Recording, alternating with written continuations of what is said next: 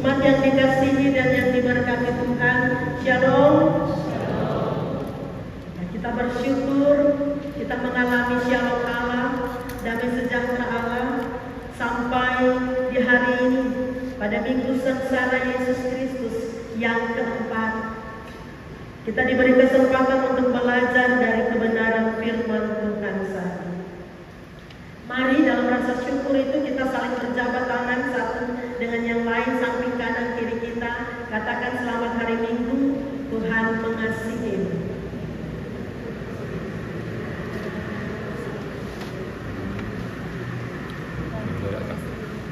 Ya, kasih Tuhanlah yang memungkinkan saya, Ibu Bapak, saudara-saudara jemaat untuk ada bersama menikmati hidup anugerah Tuhan, tapi juga kesehatan, kekuatan, penyertaan Tuhan dalam tugas kerja, pengabdian, dan pelayanan. Jemaat Tuhan, dalam kisah penciptaan langit dan bumi, kita mengingat Taman Eden, dan dalam kisah perjalanan salib Yesus Kristus, kita mengingat Taman Getsemani. Taman Eden adalah tempat di mana Adam dan Hawa menyangkal Allah, mengikuti keinginan hati sendiri. Sedangkan Taman Getsemani, taman di mana Yesus menyangkal dirinya dan mengikuti kehendak Sang Bapa. Di Taman Eden, Adam dan Hawa bergumul dengan keinginan hati mereka. Tapi apa yang terjadi? Mereka tergoda dan jatuh ke dalam dosa.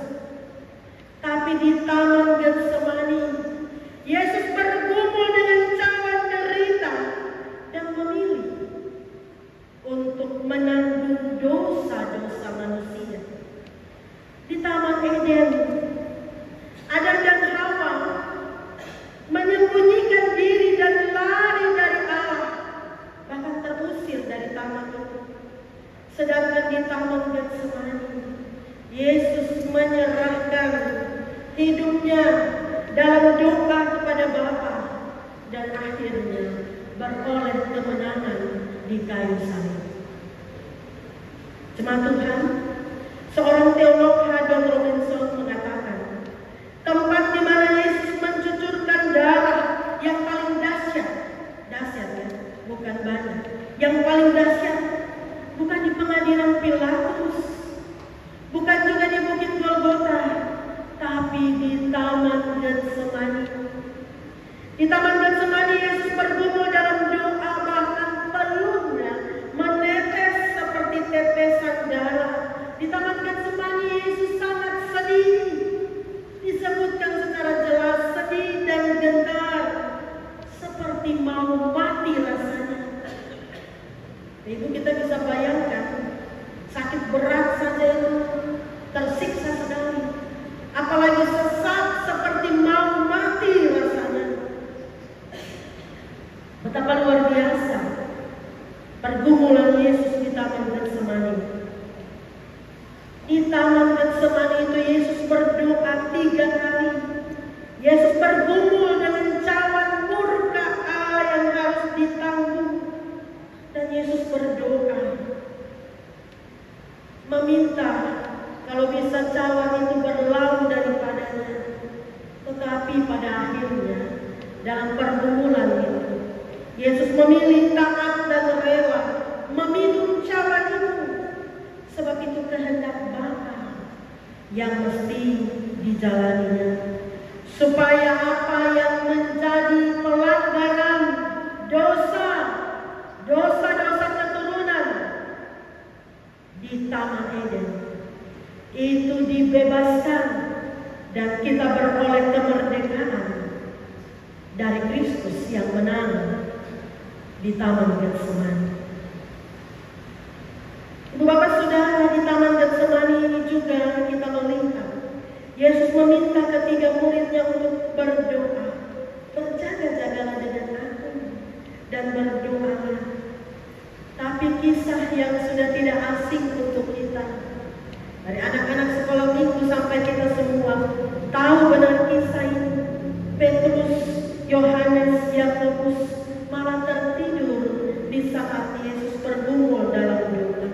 Padahal sebelumnya murid-murid itu, sebelumnya Petrus begitu percaya diri, begitu berani dan bersemangat pembacaan kita minggu yang lalu. Sekali-kali aku tidak akan tergoncang iman. Sekalipun aku harus mati dengan Tuhan, aku tidak akan menyangkal. Walau dengan percaya diri, mau setia, tapi ternyata para murid tidak tahan uji ketika berada di Getsemani.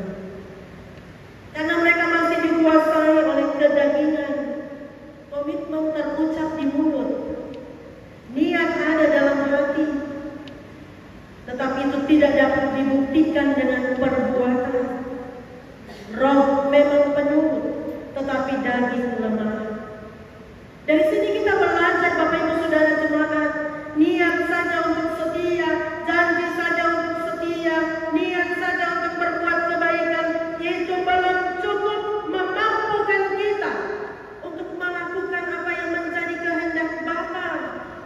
Itu belum cukup melindungi kita untuk tahan uji.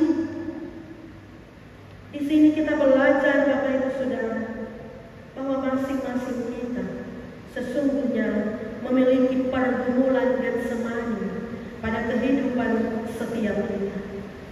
Hidup kita selalu penuh ujian, ujian demi ujian selama kita ada dalam pengembaraan dan perjalanan di dalam dunia ini.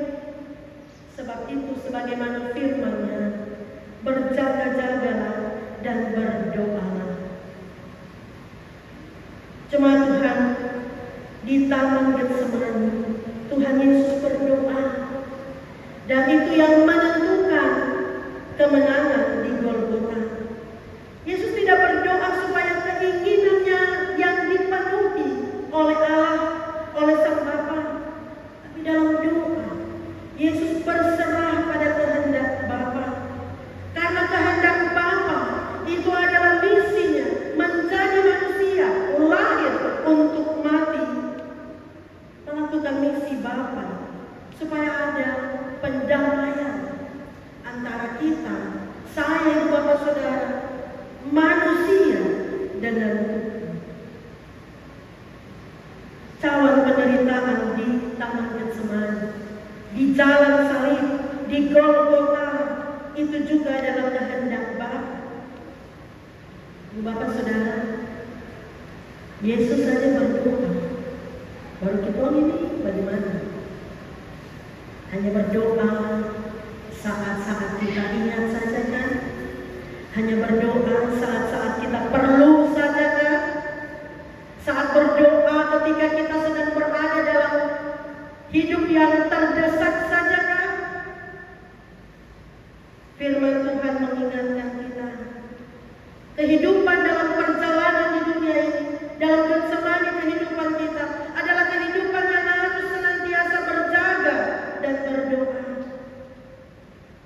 Sebab doa dan penyerahan diri kepada Allah yang menjadikan kita menang dalam Getsemani kehidupan kita. Sebaliknya, Ibu Bapak Saudara, pengandalan diri, bahkan pemberontakan terhadap Tuhan, sebagaimana yang terjadi di Taman Eden, itu akan membawa pada kejatuhan, kebinasaan, seperti yang dialami Adam dan Hawa. Bagi kita orang percaya, Ibu Bapak Saudara, doa itu amat penting, terlalu penting, sangat penting. Doa itu nafas kehidupan kita. Sebab itu mari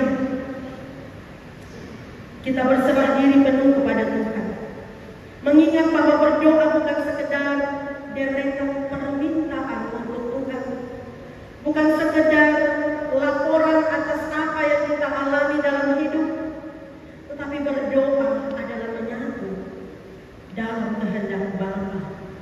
Berdoa adalah penyerahan diri secara total, bahwa kita siap diatur oleh Tuhan dalam hidup kita ini, bukan menurut kehendak kita. Nah, di minggu sengsara yang keempat ini, juga di sepanjang kehidupan kita, kita diingatkan ibu bapak saudara, perjuangan kita di dunia ini ibarat pergumulan di Taman Eden, di Taman Getsemani, pribadi, keluarga, gereja, tapi juga pemerintah. Hari ini Jemaat Soar kita bersyukur, menjadi sukacita dan syukur kita ketika Bapak Wali Kota Sorong bersama dengan Ibu serta rombongan bisa beribadah bersama. Kita menyadari pergumulan pemerintah di kota ini, pergumulan kita bersama di tanah Injil ini, pergumulan di dalam Jemaat Soar, pergumulan setiap pribadi kita, setiap keluarga kita, ibarat pergumulan di Taman Eden dan di Taman